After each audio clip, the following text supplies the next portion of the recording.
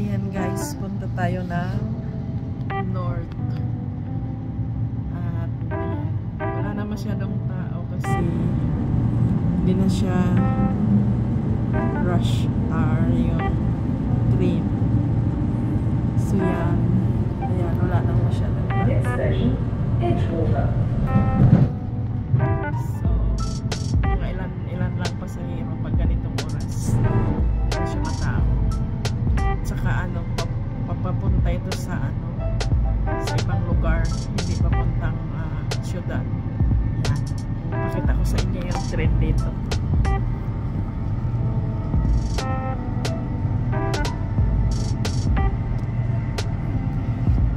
Punta tayo sa dulo. Yan. Walang masyadong tao.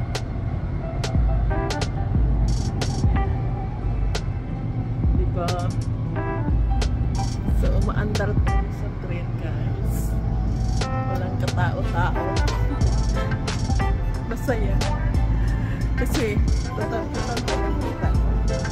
So, maraming klase yung upuan. May paganyan siya. Ganyan. At meron naman yung pakarap. May patagilid na ganito. Tingnan siya. Diba? Yun ang train namin dito. Maluwang, walang tao. Yan. Balik ako dun sa upuan ko kasi nakakahilo yung patagilid. Mas gusto ko dito. Masaya.